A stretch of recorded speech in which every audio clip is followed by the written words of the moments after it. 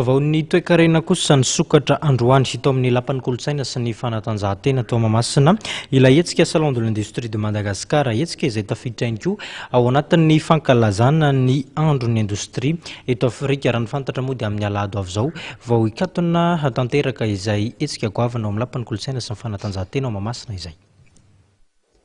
Tokony hiaraka hifarimbona ny rehetra ho an'ny fampandrosoana ara-toekarena raha ny voalazan'i Stéphane Ravelson Floan'ny syndicat-ny indostria eto Madagascar nandritry ny fanokafana amin'ny fomba ofisialy ny hetsika Salon de l'industrie de Madagascar ny maraina teo.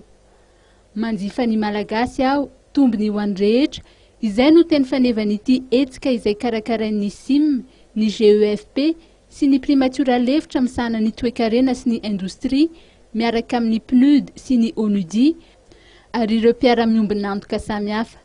Ny fanjifana ny vokatra vita malagasy dia sady miteraka asa no manome aina ny indostria sy ny toe-karem-pirenena. Ny praiminisitra lefitra misana ny toe-karena sy ny indostria dia nanamafy fa tsy afaka misy fampandrosoana eo amin'ny firenena iray raha tsy misy ny indostria. Mihitsy ny antony natokana fomba ahoana ahafahana mampafantatra aloha ny mpitondra fanjakana ny fisiana zany hoe industria zany. Inona moa dikany industria afandraisaka tamin'ny kabara atao daholo izy fa ny tanàna anankiray zany atao hoe raha tsy misy ny industria tsy misy ny atao hoe développement satria tadidio zany amin'izao fotoana zao ino moa ny problème atsika zany faly manavitra fotsiny. Or i fanafarana eto Madagascar pénaliser les petites industries eto Madagascar. Ohatra fotsiny maka fliperia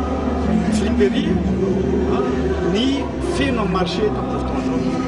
Or misy petite industrie malagasy zao manjary pénaliser ny fisian'le fliperia satria tsy misy valeur ajoutée ny fliperia reny fa par contre ohatra fotsiny manao tricot, manao misy batikely misy yaourt, manao confection reny tokony hitadiavana fanampina afahany mampiroboroka voalaza fanade teo azany krizy dia manao izay hafa ny indostria malagasy ary dia samy mampiseho ny vokatra sy ny tolotra samihafa avokoa ireo mpandray anjara mandritry ity hetsika Salon de l'industrie de Madagascar ity. Teo anelanelan'ny taona 2024 sy 2024 dia niena 13 faingo 400 ny fandraisana anjaran'ny indostria amin'ny arikarena FOB. Ny IDE na ny investissement direct étranger dia 9 sy 500 tapitrisa DTS ny taona 2024 raha 20 sy 700 tapitrisa DTS izany ny taona 2024.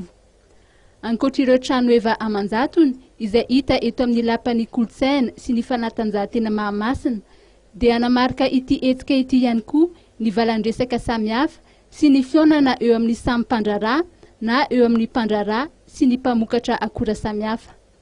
Amin'izao fotoana izao raha ny fantatra dia mbola afarana any ivelany avokoa ny 800 ireo akora ilain'ny indostria eto an-toerana.